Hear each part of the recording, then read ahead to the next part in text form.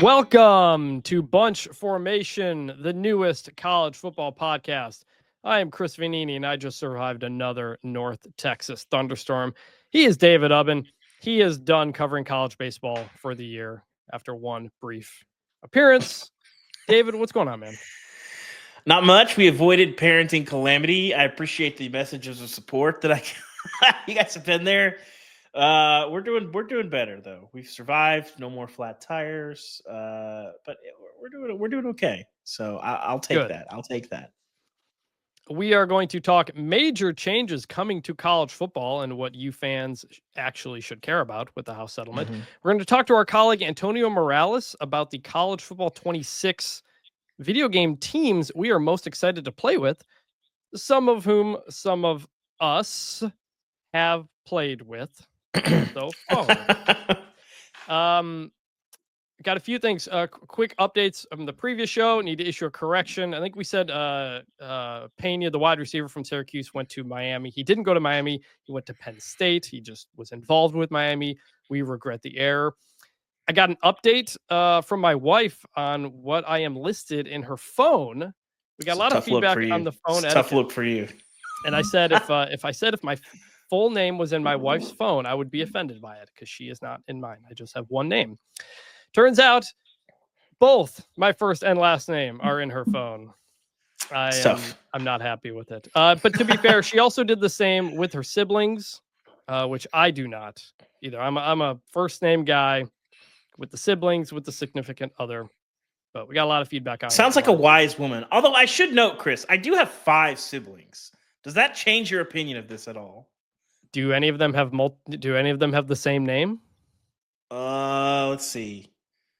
2 of my sisters have obviously different last names now, and then 2 of my brothers obviously no, they don't have the same first name. No.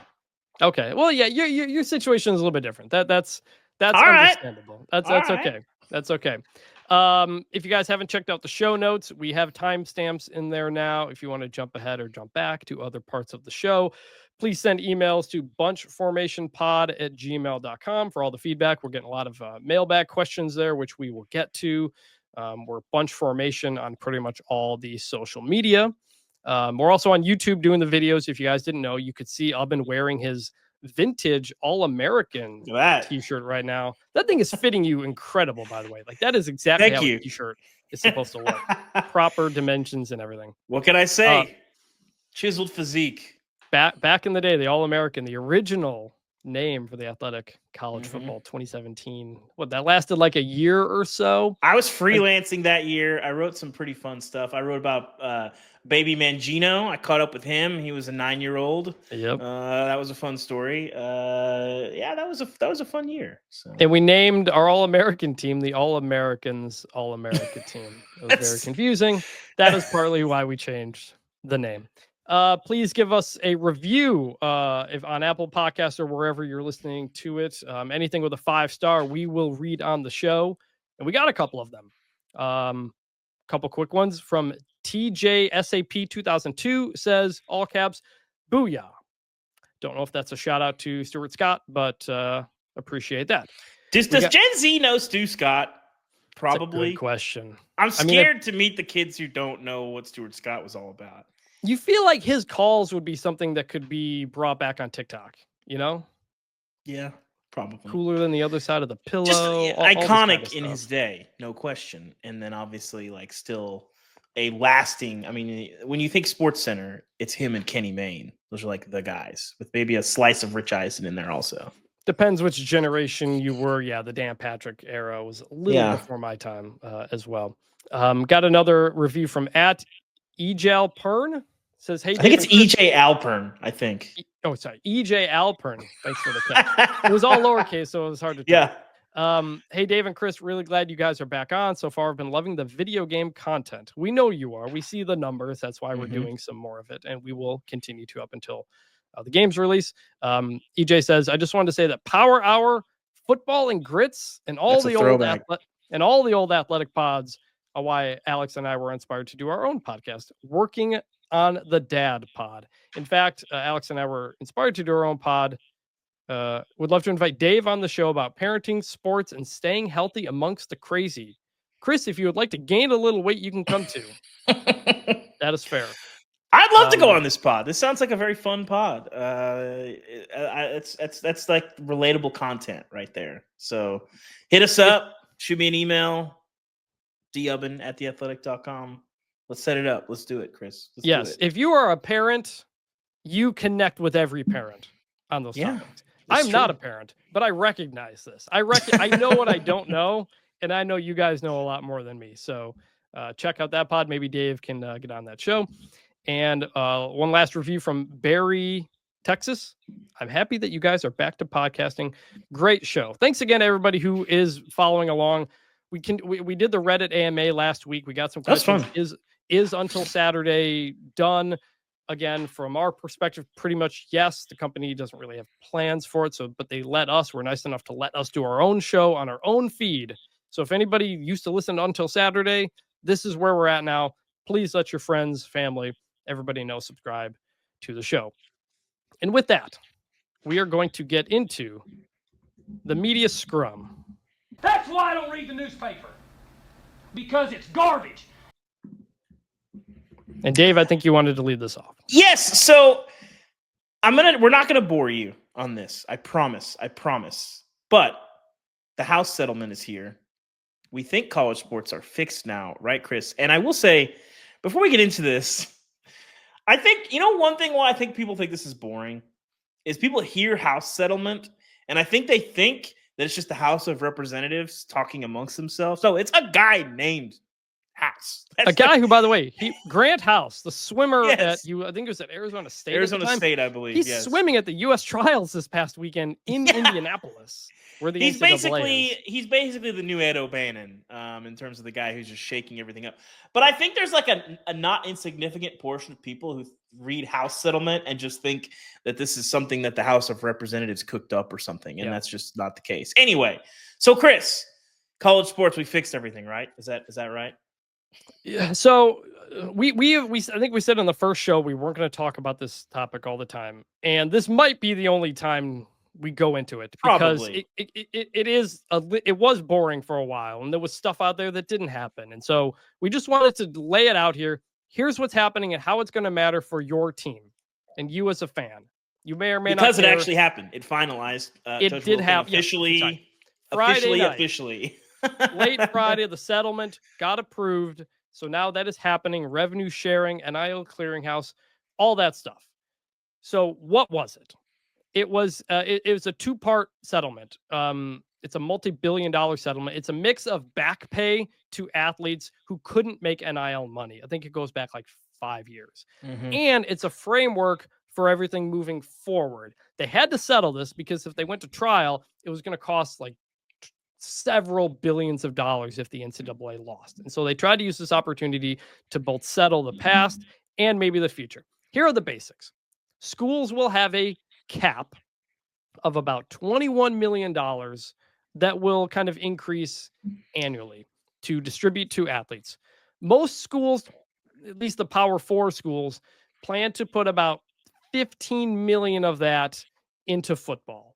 The G5 probably won't be able to fund the whole thing. They're not going to be able to do the whole thing, but they are opting in. They just won't be able to pay the max. The max is 21, and then you can kind of do whatever you want from that point.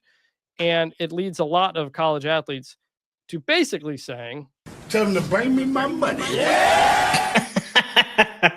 I just think it is like, as boring as some of this stuff is, Chris, I do think it's interesting as somebody who grew up watching the sport and understanding some of the problems with the sport, that we're not that old yet, Chris, and we have schools directly paying athletes. It's done. Amateurism is officially done. Schools are paying the athletes directly. Now you could say NIL, it was already the case. Sure. But now this is a fixed point where what is the future is completely different than what was in the past. Mm-hmm. And go read our colleague Justin Williams. He had a really good take on, talks to people in the business of collectives and athletic departments and sort of like what this looks like. And I think it's also worth noting too that's there's still going to be a lot to iron out here, Chris. But yes, one big thing: no unlimited rosters. They had to cut this at some point. 105 players. They can put them all on scholarship. Right now, the limit is 85 plus walk-ons. It seems like most people are not going to be doing 105 scholarships, Chris. Yes, conferences, they've basically kind of agreed it's probably going to be about 85 is what they do. So walk-ons are not going away. That was a headline for a while. You and I talked about it back in the old show. People got very mad that I was not like shedding tears and staying awake at night to the plight of the walk-on. Yes. I'm sorry. I like walk-ons, but like coaches were talking about this, like college football was dying. It's like, no, there will still be walk-ons because most schools are not going to likely use all 105 scholarships. So there will be walk-ons. And while it's cut at 105, all the current athletes can be grandfathered in by the schools. Because a lot of schools have like 120, 130 players on their football rosters, including the walk-ons. Nebraska famously has a gigantic walk-on program. So those players can kind of get in for the rest of their career. So we won't really see teams down to 105 hard until probably like 4 years when all those players kind of eventually phase out. It's worth noting, walk-ons were never guaranteed spots in the first place. That was the argument the NCAA and the conferences made as to why it was okay to cut players, because like they could cut them already. Judge didn't like it. It went back. They're going to be grandfathered in. Separate from the revenue sharing, third-party NIL deals can still happen, but there is a clearinghouse that will basically have to approve the deal and determine if it's reasonably fair market value. And Deloitte, this consulting company, is going to be running it. Basically, anything over $600, you have to report an NIL deal outside of revenue sharing. This is where. Go ahead, hold on. It's either cleared, or it's not cleared, or it's additional review. If it's not cleared, the athlete can revise the deal and resubmit it, could cancel the deal, or appeal to arbitration. And that is the question of, are third parties going to sue over this? Hey, if I want to pay the quarterback $10,000 for a picture, I should be able to do that. That's what could be a legal challenge. Two things. One, this is kind of where you get, like, I'm sure people saw the stories and some of the conversation around Texas and its $40 million roster coming forward. Yes.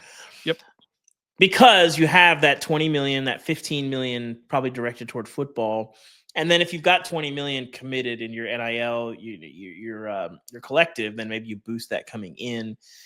Chris Del Conte sort of poo-pooed it at SEC meetings, was kind of like, I wish. I bet that's not that far from reality.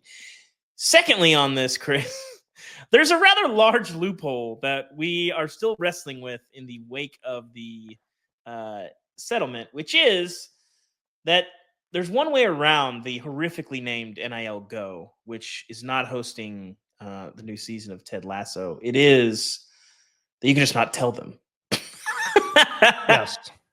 That's a pretty big loophole. That is so like current. That's how it is currently. So currently, you are required already to disclose deals of $600 or more. But the only penalty if you don't is you don't get NCAA NIL educational resources. So there's not really a penalty. And so that is what a lot of collectives, it's what a lot of agents and people are saying, which is, well, we'll just not tell you that we had a third-party NIL deal. Yes. And the concern is basically we will go back to money under the table to the players. And not only will we go I don't know if that's I don't know if that's really even under the table, though. That's the thing. Like the NCAA or whatever we want to call it, the CSC, are we recognizing them as a governing body?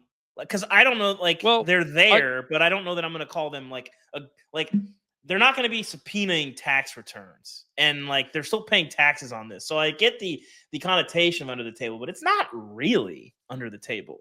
And I've been talking to a lot of people in the collective space for the last 18 months about this, because the clearinghouse has been on, part of this discussion for a long time. Every single person I have talked to in the collective space, whether that be agents, whether that be people that run the collectives, former players, people that are in this space, they laugh at the concept of the clearinghouse. They're like, this is stupid. They're wasting their time.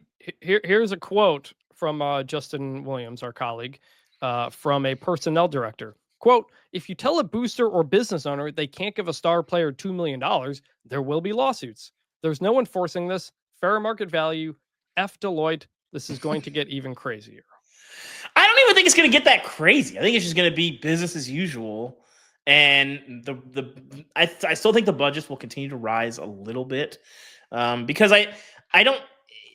It doesn't sound like, and Chris, you can correct if I'm wrong on this, but as schools have tried to figure out where this $20 million are going to come from and how they're going to carve that out in the budget, it's been a lot more cost cutting. You know, you don't maybe need 3 associate ADs making 6 figures. You know, maybe you cut that down to 1 or 0, and they're trying to figure out ways. And then obviously we've seen like the talent fee at Tennessee, the 10% that they've had. Arkansas redid their basketball season. They're trying to figure out other places to cut and find money. There's not a lot of like asking for money from donors to figure this out. So the idea that rev share is going to that rev share is going to cut into the collective. Like at some point, there isn't infinite money on these college campuses, but like, we'll see. So a lot of schools are bringing the collective in-house. Yes. So basically the money, the work the collective did will pay for the rev share. It is generally part of the idea. Actually, but you're going to have to keep up with the Joneses. If you just are going to cut it off at 20, you will not be competitive. That is just true. So today, Texas Tech today, Monday, announced that the Red Raider Club will integrate the Matador Club under its umbrella, basically, and that the Matador Club would pay for, I think, the Red Raider Club will be responsible for $14 million to help fund the rev share. So, like, that's kind of bringing some of that together. But some people have a lot more money. I think where the $40 million idea for Texas came from is, well, the roster was $20 million, and now you're going to add $20 million rev share on top of that, $40 million. I don't think it's that simple. Yeah, but in that story, Justin Williams said like the top football teams are probably going to be paying 30 to 40 million. 30 to 40 million for the best schools. It's just that sounds about right to me. Like that math holds muster to me. Yeah. And so everyone's going to try to keep up and try to find the money wherever you can. There's also questions of like what happens to basketball, because also, by the way, everything that was done before now doesn't count toward this. So that is why you saw a lot of money get thrown around in this most recent portal, because that doesn't have to get qualified by the clearinghouse and all that stuff. That's why basketball players are making a crap ton of money this time, because they're not going to have as much money.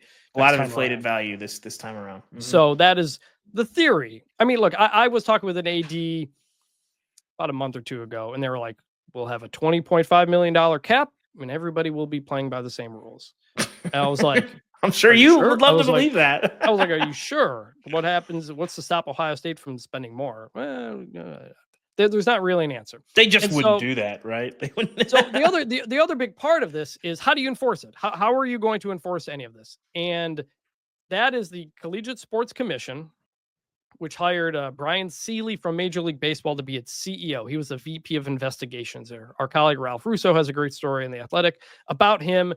I'll put it in the show notes. And it all comes around to this. They're trying to get all the schools to sign an agreement to basically not sue each other over this. That means you, Tennessee. That means you, all these various other schools of like, we're going to agree to abide by these rules. I asked Brett Yormark about it. He said we're close to getting it done. I think Greg Sankey said all the SEC schools had signed it. We don't know what the specific details are finalized. They're still working on the finals, but that's the other thing. Can you trust the schools not to sue because an NIL deal didn't get well? And even if you sign this thing, you know, as our friends Florida State and Clemson have been asking for over a year, how airtight is this really? If it comes down to it, I don't know the answer to that. No one has seen this document, so I'm very curious what that looks like. Some legal analysis on that front. Some people, some legal experts also question these are public schools. They can't make these agreements. They can't agree to these certain things. State laws are different. Some state laws say you don't have to abide by the House settlement. So that's what the NCAA is trying to get out of Congress, is to try to codify this as a law. I don't know if it's going to happen, but do you buy any of this? Like, just as a casual observer who's been following this, Mm-hmm. Do you believe college sports will be able to enforce its new rules that it just set up? I don't care about enforcement. I care about sharing revenue with players. That's what I care about. And we're there. There's no not enforcing that. They're going to enforce that. And that's, I think, what's important. As far as policing, what players get and the so-called guardrails, why is this so important? Like, that's not going to help roster movement. We still have to get to a place of collective bargaining. Like, I don't care about that. I don't think it's that important. I think people there is somehow still a level of discomfort in athletes being paid. And how much are you worth, Chris? We talk about this all the time. How much are you worth? We just went through contract negotiations. We figured that out. You're worth what somebody will pay you. And so if somebody is willing to pay you something and someone comes in wagging, a stack of crumpled up paper and says, nuh-uh, nuh-uh, nuh-uh. Well, how's that gone for them in court recently? Not very well. So Mixed. I don't really care. I don't really care about the enforcement of money over the top. Like, as what I care about is that athletes are finally getting a share of this pie. And yes, it's going to be a financial headache for campuses. But guess what? You created this problem. You've been pretending to be a nonprofit for decades as the money has ballooned into comically large billion-dollar television deals. And the thing I always say to people to explain how college sports works, the economics work, is basically like, if you're making $10 million a year, but you're just living paycheck to paycheck, and then somebody tells you that your expenses are about to go up like 30%. Well, that's kind of a big deal because you got to figure some stuff out. And that's where college sports is. They've been living paycheck to paycheck because they've been pretending to be nonprofits. They haven't been acting like a business. All that money went to coaches. All that money went to facilities. All that money went to all kinds of stuff except for the athletes who people tune in on Saturdays to see. And yes, there is really big value in the brands and there's big value in other places. And it's not all the athletes themselves. But anyone arguing that they didn't deserve a giant cut of this TV money is just willfully ignorant at this point. So I'm glad they got that. That's what I'm happy about with the House settlement, that we're finally to this place where we're not only asking fans, in addition to paying for tickets, oh, we need you to pay our athletes too. No, schools, cut the checks. I have made the point and had some administrators tell me they agree that we may not have gone down this whole road of NIL, of House settlement, if they had just let the players have their video game money a decade ago from EA Sports to bring it back to the video game, when Ed O'Bannon and Sam Keller sued over their likeness in the video game. EA Sports wanted to pay players to be in the game. Ed O'Bannon did not ask for the game to go away. What happened was the NCAA said, no, we're not going to let our players be paid for this game. So EA Sports said, well, then we have to pull the game. That's why the game went away. And then eventually, over that next 10 years, as coaching salaries ballooned, as facilities ballooned, as staff sizes ballooned, eventually the general public noticed. Eventually the judges noticed, the state governments noticed, and they realized, all right, it's untenable at this point. The California state legislature is the one who got this ball rolling with NIL. If the NCAA had just let the players have their video game money for their NIL, they would have been able to better control the narrative a bit. Yeah, I think we would have gotten here somewhat, but I think it would have been slower and it would have made more sense, and we could have controlled some of the roster movement. They wouldn't. The NCAA leadership under Mark Emmert wouldn't give an inch, and then eventually the dam broke, and now you couldn't control any of it. And that's not on Charlie Baker, and that's not on a lot of the people who are in power now. They're the ones fixing the problem left by the previous people. But it does all come back to the video game, I think, in part of that. And so, what does it mean for you as a fan? We already have uneven team salaries, essentially, through NIL. It's probably going to continue in some way anyway. It's just more of it going to players. So one school may be able to pay $10 million to their team. Some school may pay a lot more, but that's not that different than what it is now, frankly. And I know, yeah, go ahead. No, I think it's worth noting, like I did a bunch of reporting on this, in the playoff. And, I can just tell you, Iowa State spent about $3 million on their roster, got to the Big 12 championship. Arizona State, somewhere a little bit around 5 or lower, somewhere in there. Ole Miss, we talked about on the last show, 12 or 13. Notre Dame, we believe, was in the ballpark of 20. Ohio State was in, certainly at least 20. There was some incentives on the back end there. Well, guess who got to the championship game and played each other? Those were probably the two most expensive rosters. So, money has always been a very direct corollary in college sports to winning, more so than any other sport. We saw it with Oklahoma State, with T. Boone Pickens back in the day. We've seen it with Oregon and their rise under Phil Knight. And now it's even more direct because you can change that in an offseason, basically. Like we've kind of seen that with Texas Tech and Cody Campbell crashing in. Like with Oklahoma State and Oregon, it took time because you had to build up those facilities. And then you had to become like synonymous with like, oh, we're cool, show the recruits our stuff is good. And you saw them progressively get better and better and better. But now as you can just directly pay players, it's like, well, no, our roster is much better 1 year because we did some work in the portal.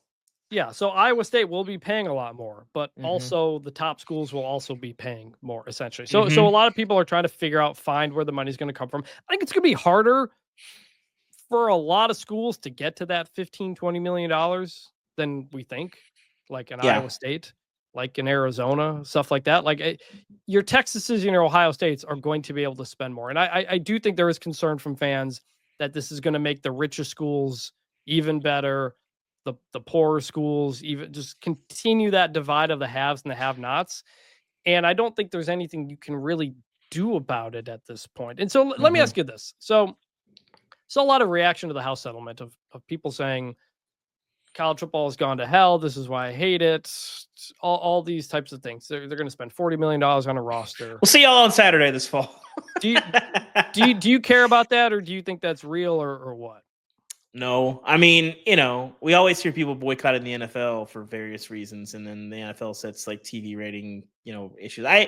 As far as getting in the weeds on TV ratings, I don't know, but I just think in the places that college football is important, those fall Saturdays are going to be just indelible. They're not going to change. And yes, people might feel a slight less connection to their alma maters or to these places that mean a lot, and maybe they spend a little bit less on donations or for tickets or whatever, but people are still going to care. And I think the one thing, we talked a little bit about this in the offseason, we've talked about this on our staff, at the Athletic too, is even since money has come in and even since the rosters have gone crazy, which we kind of alluded to before, like NIL and unlimited transfers hitting at the same time. I think those are separate things. It's not. I don't think it's actually the money that people don't like. I think it's the transfer portal that people don't like. And but they are the same. The money is forcing people to move. That is correct. Like if you only had transfers and you only had money, then we wouldn't have the crazy movement that we have. We have more movement, but they feed off of each other. But the unlimited transfers thing that happened because some states sued over it. Not the NCAA allowed one-time free transfer. States sued, NCAA lost. That's why we have unlimited transfers. That is the thing I think that pulls people in a tough spot where, all right, I'm excited about a guy on my team, but I know he's probably not going to be on my team next year. That is a really tough sell to fans. And they are talking about moving to one transfer portal, which could help a little bit. I'm working on a story on this. It could help a little bit, but I do think that unlimited movement is really what is most frustrating to fans, especially if you're a G5, especially this other type of stuff. There was also something brought up in Justin's story about the idea of tanking. Because this was interesting. I buy into this. I think this is real. So on the tanking front, the idea is your money you spend doesn't reset until July 1st.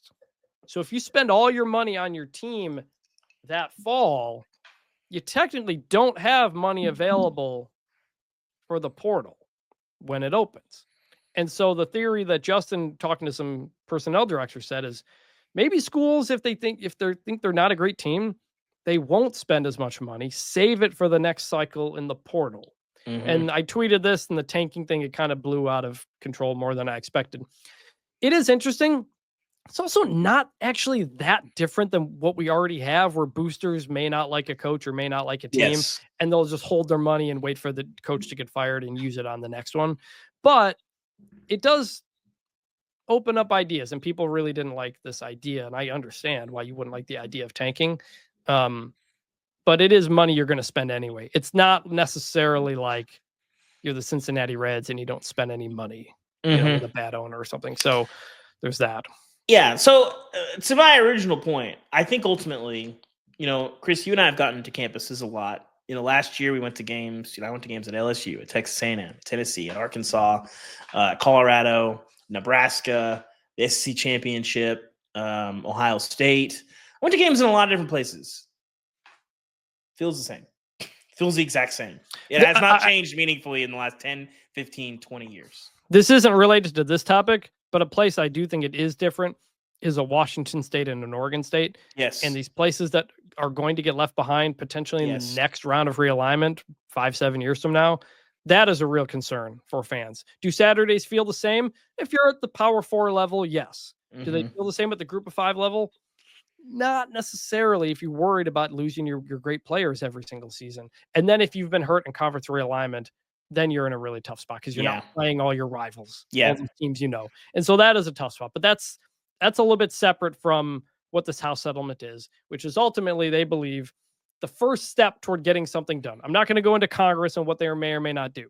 But the NCAA had to do this so they could then take it to Congress and say, can you make this the law? And that is what they're going to try to do now.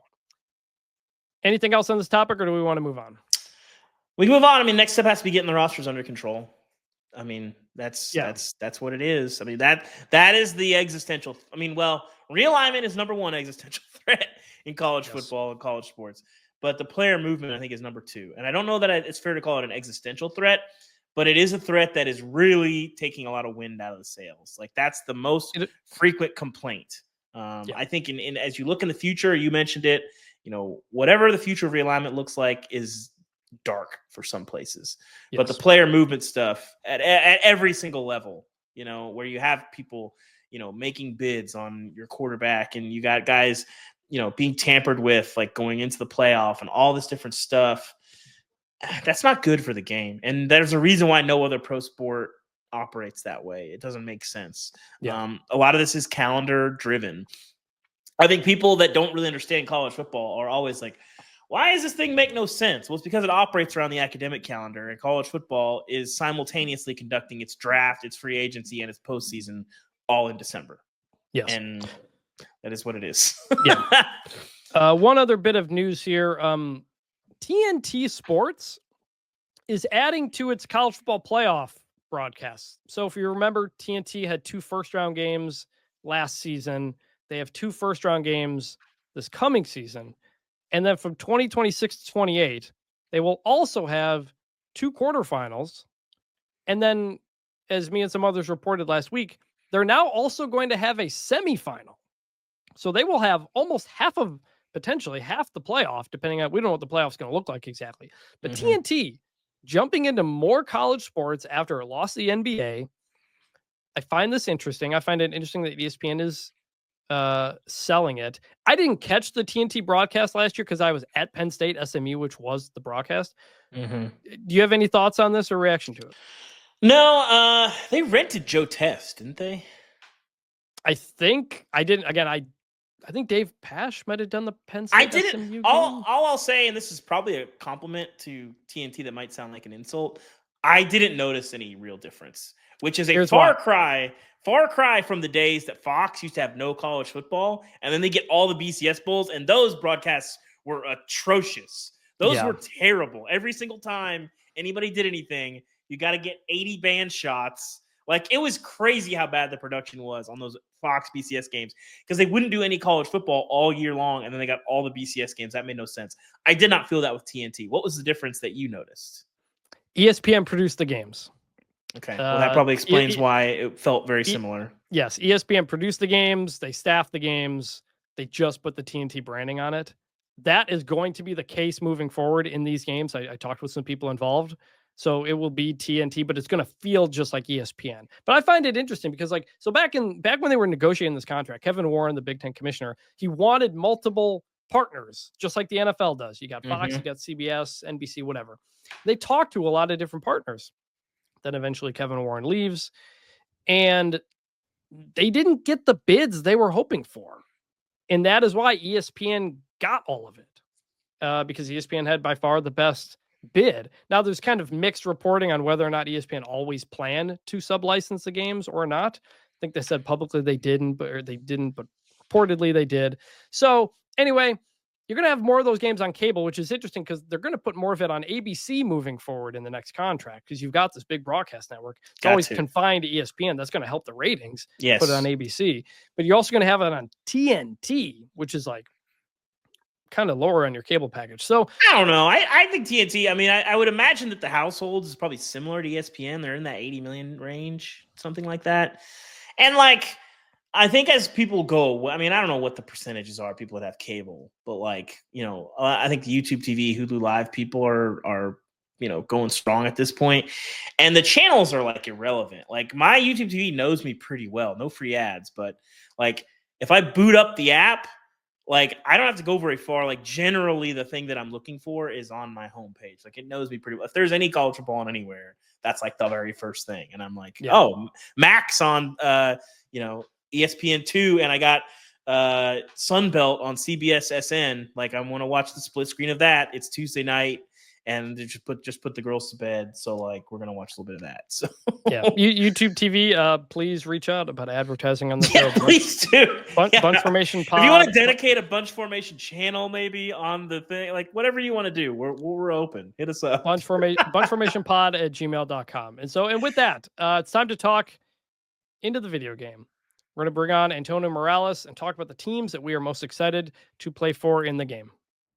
All right, welcome, Antonio, our former USC beat writer, now national writer for The Athletic, big college football 26 guy.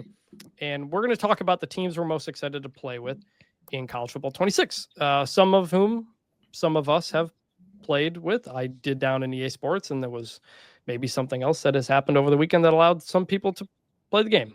Perhaps. I wanted to bring Antonio on, one, because we did the story in The Athletic. It's in the show notes, the list of our teams. But also, I really respect Antonio's vision on who to pick, because two teams he was really high on in the game last year, Arizona State and South Carolina, both of whom had really good seasons. So who Antonio wants to play with in this game, I'm going to keep an eye on them as maybe a sleeper team. The kiss of an angel. To make the playoff. Antonio, how you doing? And are you ready for CFB26? Good, man. I think last year, like, well, I knew Scadaboo was good, just covering the Pac-12.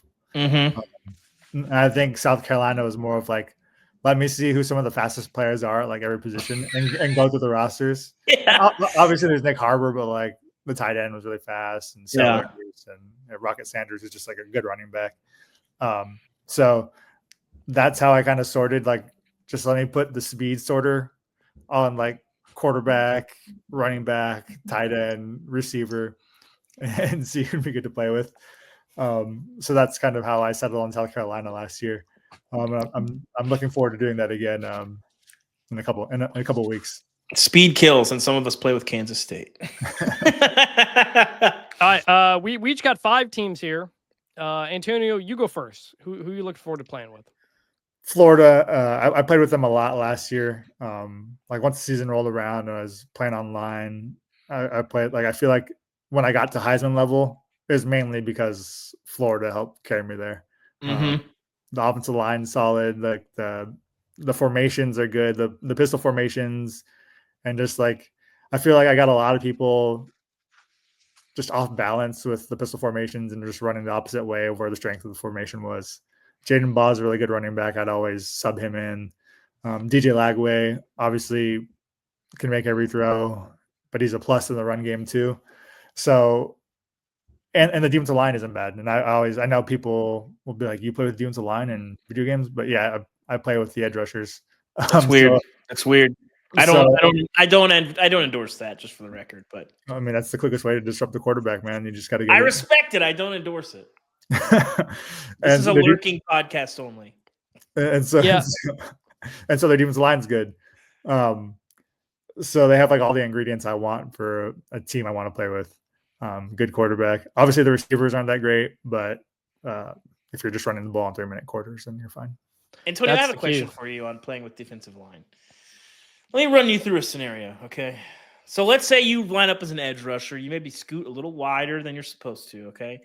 You kind of get stonewalled. Your moves aren't working, and somebody hits you with a little drag route. and you see the drag route coming behind you, do you bail and try to pick that off? Yeah. Or do you just keep on going? Of course I do. Okay. All right. I respect that. We're back. We're back. I bail with my defense lineman and get defense line picks a bunch. Okay. That I like. That's hard to play against because it's hard to know. Those people are unpredictable. What I'm curious about, one of the first times Antonio and I played each other last year, he fumbled the ball 5 times, including at the goal line at the end of the game. So I hope to have a repeat of that. Ubben, who's your first pick? My first pick will be the reigning almost ACC champions, the SMU Mustangs. Listen, Kevin Jennings, very good player. Some really good coaches would probably agree with us on that one. And they got a lot of pieces. You know, they've got really good receivers. You added Chris Johnson Jr., who is Chris Johnson's son. That's pretty solid. He came over from Miami. Plus, RJ Maryland got hurt last year. And, I feel like he's one of those guys kind of similar to Lagway. Really good tight end. When we get the first update, the game comes out and then they'll do a roster update after September. I feel like RJ Maryland might be a candidate for a big upgrade. He's a really, really good player. You probably saw him. He had his best game of the year.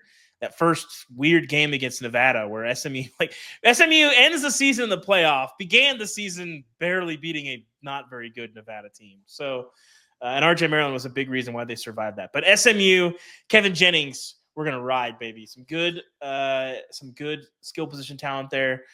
They worry me on the lines, but listen, KJ's got it. I like their playbook too from last year. They had a good solid playbook. All right, my first pick, team I've already played with quite a bit, Oklahoma. I think they're going to be the team a lot of people gravitate toward.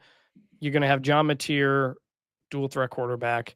Jaden Ott is very fun as a running back, and they got a good defense. My experience playing the game so far, running the ball is even more fun. And it was one of my favorite things to do in CFB25, but in 26, it's even better. You can do a lot more with that. Mateer was an 87 overall and Ott was an 89 at the end of CFB25. I expect they'll get a boost. So they should be into the 90s. I don't know what that's going to mean on the field for Oklahoma. I think it's obviously a big prove it year in real life, but in the video game, I think they're going to be a lot of fun. Antonio, what do you got? Antonio, what's your number 2? Georgia Tech. I used them a little bit last year. I remember I played an online game with them and Jamal Haynes. I ran with for 250 yards with him. Run the ball. I hated playing. By the way, we have that drop song. I hated. Yep, here it is. Run the ball. I hated playing online against Georgia Tech. They were a pain in the butt to deal with. Jamal Haynes. Sounds like you can't stop the run, Chris. I cannot stop anything. Jamal Haynes is so fast, so you have the potential to break away. I didn't even really use the Haynes King run option run game stuff last year. It was just mainly Jamal Haynes, but this year I'll use the Haynes King. Brent Key was mashing that Haynes King run, but late in the season, his wear and tear was. Let's just say it was getting some work there late in the season. Those QB powers and all those will be more part of the playbook for me with Georgia Tech this year. Speaking of QB power, I ran a lot of that last year with my second team, which is we are going to tentatively run it back with my team from last year, Kansas State. Short yardage is a little bit tricky. You can get really good at stopping short yardage. But I did find that two really effective plays. One, the halfback direct snap, I would almost say is almost a cheese play in short yardage. It's very hard to get any movement there. But QB power is it's demoralizing for somebody to get down into 3rd and 2, and then I just run Avery Johnson right off of my right guard's hip, and there's nothing anybody can do about it. And then in a not insignificant number of times, I broke that for 40 and 50 yard runs and got to the second level and nobody could catch him. So it's an Avery Johnson, base decision. Don't fall behind. Don't fall behind. But I didn't do a lot of that last year. Dylan Edwards is very good on there. They've upgraded their receivers. Jace Brown was a flyer. He's kind of the only speed that you've got, but they got some big targets at receiver. Defensive, they're really good linebackers. Defensive line, pretty underrated. K-State, I like them. They're a good value pick to win the Big 12, and I think they'll be the team that I start with online. I will do some experimentation. We'll see how it goes, but K-State, that's my second team. Yeah, we got to see how QB accuracy is, because that got you Yes. sometimes with Avery, Yes. Yeah, including listen, recently. we can't do everything all the time. He's a nice boy. The other thing, Kansas State's offensive line was not great in the game. And if you played a team with a better, if you go up someone using not even Alabama, but a team like that, like you've really got no chance. I do like, that's the thing I like about the Road to the CFP mode is the tiers. Like I really like that addition, so you can play people who are using teams that are generally your level, which is what they wanted to do, which is why they made it like that. So not everybody just plays as Alabama and tries to get the most wins. So I do think Road to the CFP was a win in that sense. Number 2 for me, Duke. Very curious what Darian Mensa's rating is going to be. He finished as an 80. He finished as an 84 overall after starting as like the third stringer. He should get a pretty big ratings bump, just like he got a pretty big financial bump to go from Tulane to Duke. They added Andrell Anthony, the speedy receiver from Oklahoma, so you can kind of stretch the field. And the defense should be better overall. This is a solid to good defense. They were like top 25 in a lot of key stats, but they were like an 80 overall defensively, especially on the front. They were not good. So I'm hoping the front, they bring a lot of it back. I hope that front is rated better, but Duke could be a sneaky good team as well. All of those Oklahoma receivers who left, I'm very intrigued to see how those guys do, like in real college football. Like one stuck around that I'm forgetting, but like Nick Anderson, I think, is at LSU. LSU, yep. But all those guys that kind of scattered, all the guys that were hurt last year, and then obviously Jackson Arnold, at Auburn. But I'm intrigued to see how those guys do in different spots. Oklahoma's in a weird place. Anyway, Antonio, what do you got for us? I used Duke a little bit online last year just because Mike Murphy has like a huge arm, so you can literally like make any throw in the game with him like all that on the sideline and everything. So they were like a fun team to use last year. So I'm curious to see how they'll be this year. But my third team is Utah.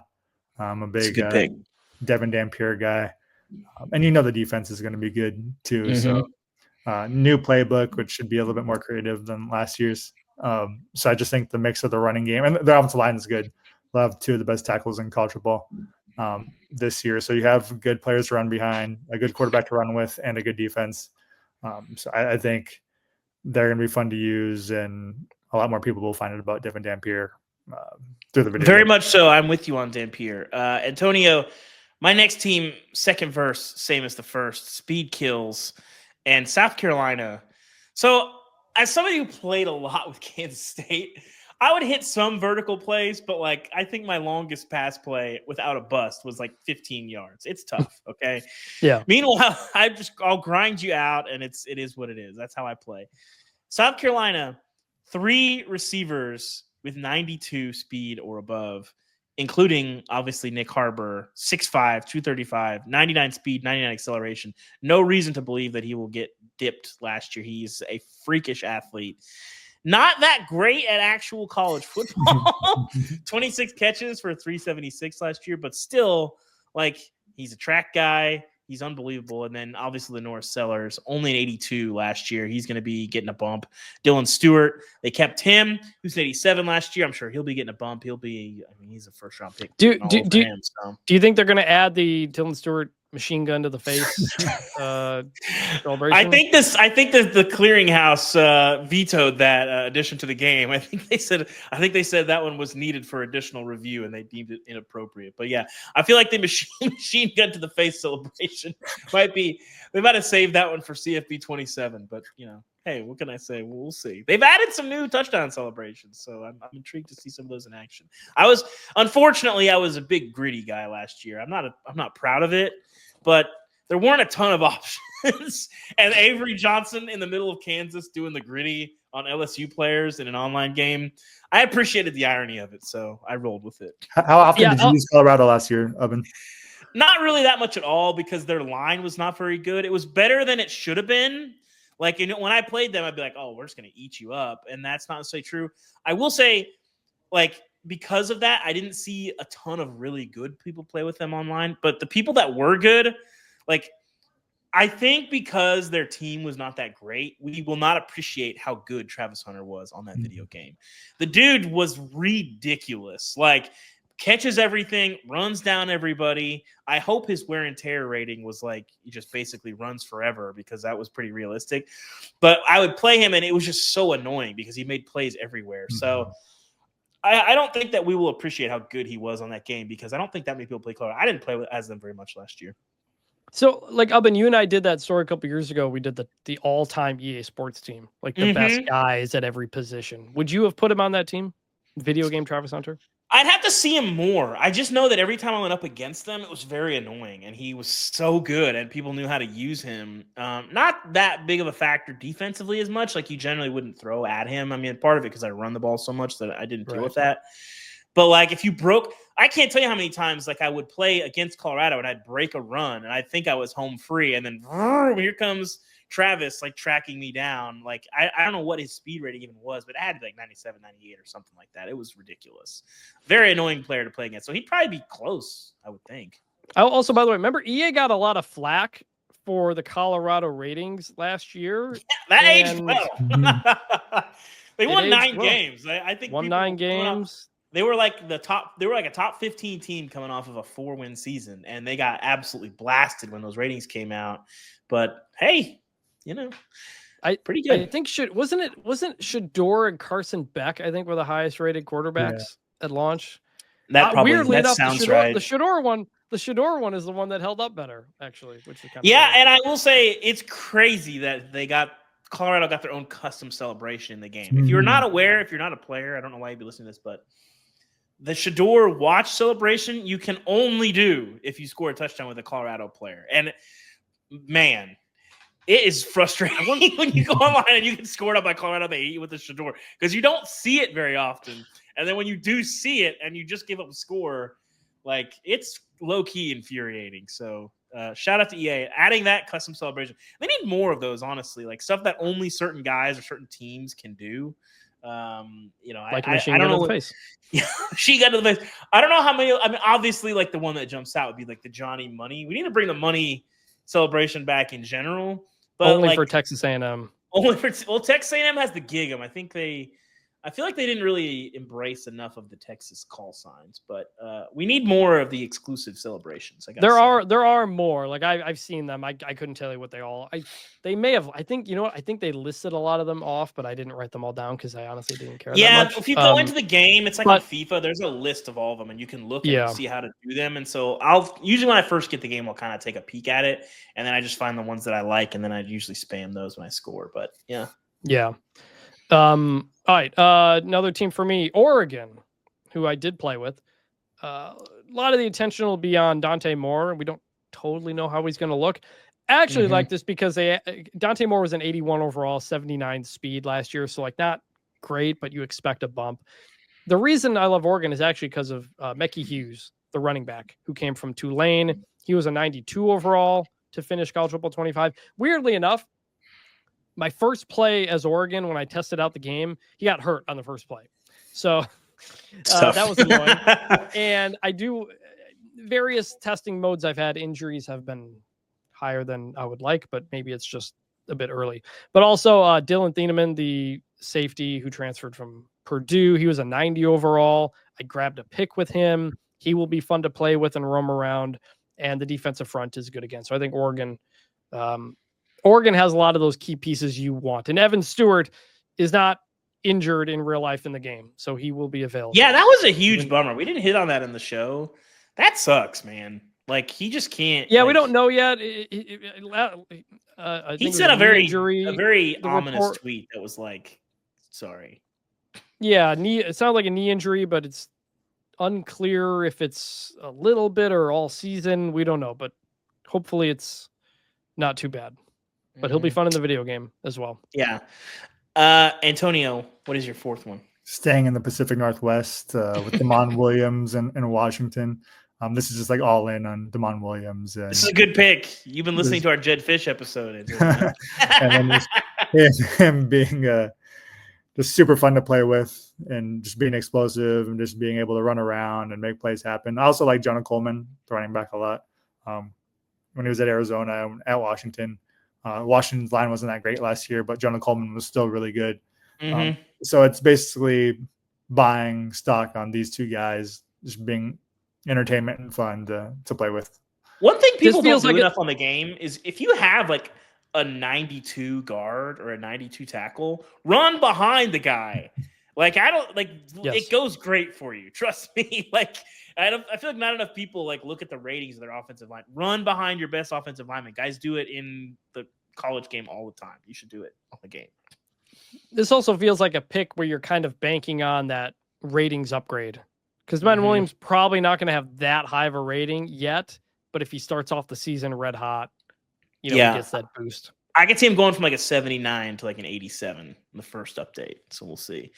My next one, 3 backs, 85 overall and above, plus Marcel Reed, Texas A&M. We're going to run the ball. And sensing a trend here. Yeah, and with wear and tear probably becoming a bigger part of the game. I mean, it's a problem. And so a lot of backs, we're just going to keep churning, and Marcel Reed running it as well. You got to account for him. So I like it. Le'Veon Moss, Ruben Owens, Amari Daniels, they should all be ballers on this game. And this is the Colin Klein's the OC. So the playbook you give me all the loved, 2-book sets. Yes. the 2-back sets you loved using with Kansas State last year are probably going to be available for Texas A&M this year. Yes. Colin Klein, basically just the Jeff Bezos version of Avery Johnson, basically. Yes. A&M playbook was fun to use last year, but receivers just weren't any good, so it was a tough hang. Yeah. Yeah. I'm going to go Navy here. I always like to spend time with a triple option team. And Blake Horvath finished last year as an 85 overall. He's back. And the offense that Navy ran last year in real life, the wing T option was like crazy. If anybody ever watched any Navy last year, I wasn't able to test Navy in my brief time, but I wouldn't be surprised if they've got a bigger playbook at their disposal as well. Always like to run option and test out option and do stuff. Navy, again, you're not going to be as good in the trenches in some other spots, but if you know how to use option and you get enough time in the practice with it, can be very lethal. You got to practice it. I try to get like 10 option plays that I know how to use, know how to read, know how it's going to go. Because if you're just winging it with the option, it's going to go badly for you. But I try to get like 10 good option plays outside of just like your basic read options. Like 10 good option plays that I am confident in running, and I can just do those. And I don't bust them out a ton, but I'll use them a little bit. You were the custom playbook. You were a custom playbook guy and use that a lot in heads with us and stuff like that in Dynasty and whatever. I have Wishbone and Wing T and Maryland Eye in my custom playbook that I use. Yes. But you couldn't use it in Road to the CFP. Yeah. How frustrating was that? Very, because so here's the thing. I built out this playbook. I've done this forever. I just take all my favorite things. I have a little bit of everything, and it's extremely fun because I can do different things. I'll test out some different things. If I'm playing somebody I haven't played that much before, I want to test, like, what can you stop? What can you not stop? If you can't stop this thing, I'm going to probably hammer that a little bit more. Like, want to be able to do run up. I want to be able to do 5 wide. I want to be able to do under center, 2 backs, tight ends. I want to do everything, get good at everything so that I can test you with everything. And that's kind of my strategy on the game. It's usually pretty run heavy, but if I need to spread you out, then I can do that too. So. All right. Who's next? Antonio? I think you're on your last team. Yes. My final team was Western Kentucky. There's a halfback angle screen in their playbook. Like, obviously everybody loves halfback angle, but like when you get the jump run in front of you and you hit it right, it's great. I used to like in Dynasty, I would spam it a bunch.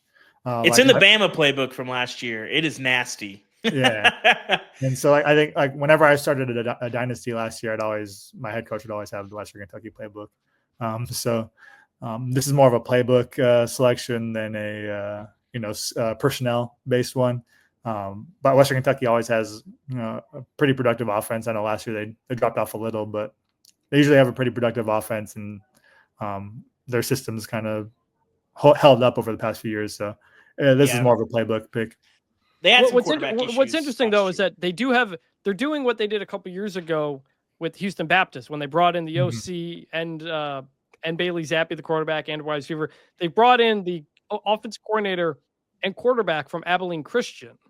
The quarterback Maverick McIver, former Texas Tech guy, who almost beat them last year Mhm. early in the season. So I am curious what kind of playbook they have exactly, if it's the same as last year or not. But they're usually going to have a fun playbook. It's why they've had such good offenses for several years. Mine also a playbook pick, Rice. Yes. Chris, you turned me on to our guy Scott Abel at Davidson coming up to Rice. This whole thing is built around like doing good things at academic schools that make it hard to compete with people in terms of talent. And it's basically like shotgun option stuff, just really interesting. I want to see what all is in there. And I feel like if you're hitting people with stuff that they haven't seen before, and with these expanded playbooks and how much EA is promoting that, I feel like there's gonna be a lot in there that, like, if you figure out a way to use that, or figure out other playbooks that some of this stuff is in, if you're going to use it, if you're going to be online, you can surprise people. But I think we're going to have like a cross-play dynasty with a bunch of our friends in the business, Chris. So I think we weren't able to do that last year. So my playbook will be robust this year, I will say.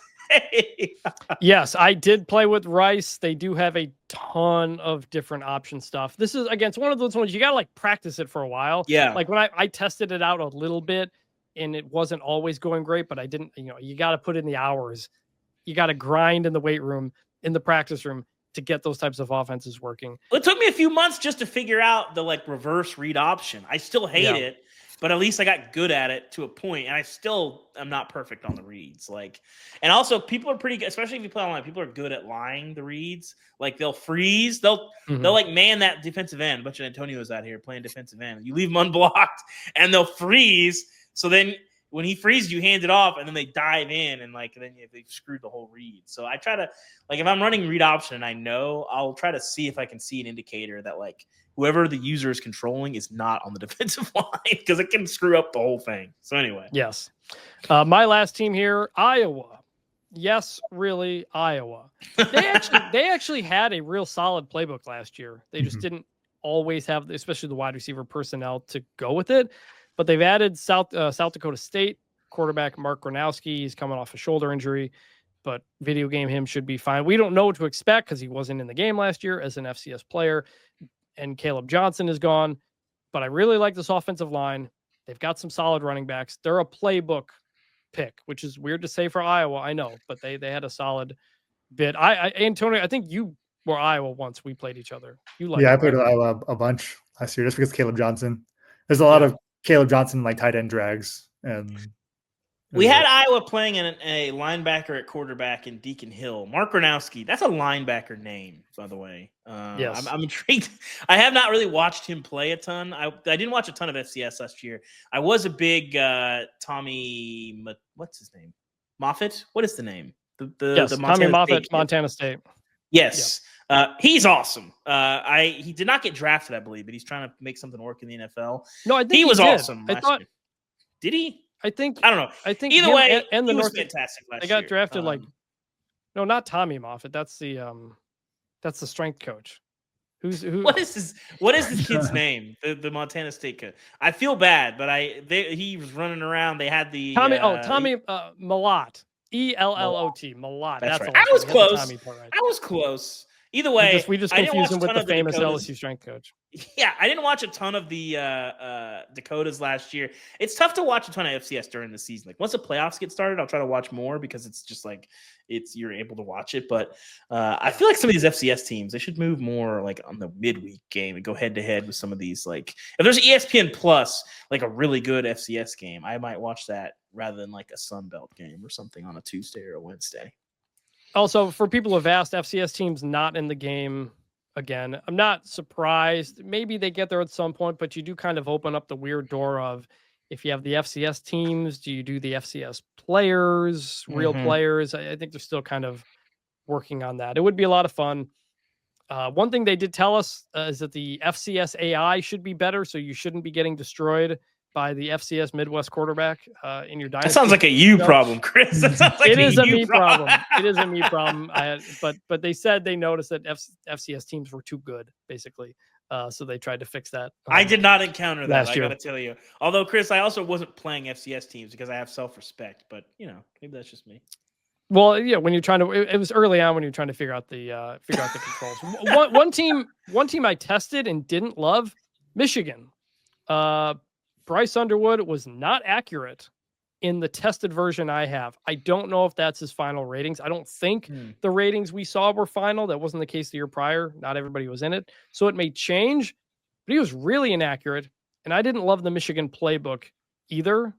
So, there was a lot of people who did Michigan last year and did Alex Orji, and then they kind of pulled Orji's rating back because it was really not accurate. Yeah, he was very good. Last year was a problem. I imagine they'd rather wait and then make him better if they need to, rather than assuming someone's going to be good.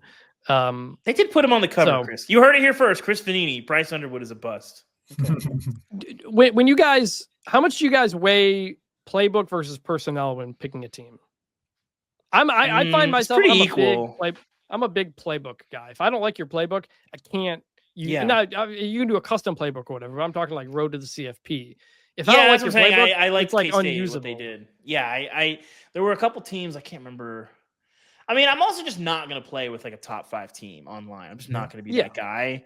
So I'm probably pretty equal. Like, the only thing is, like, I do a lot of quarterback run game. So if your quarterback's like under an 80 speed, that's not fully disqualifying, but you're going to have a lot of other stuff to make me. That's like why, like Penn State, I just couldn't do last year. Like Aller, you can't move at all with him. Like, dude. And so when you don't have a quarterback run game, then that'd be just somebody who defends. Like, that simplifies everything I got to do. Like, and so you got to have people account for that. So that's the only really kind of disqualifying thing. It's pretty equal personnel and playbook to me.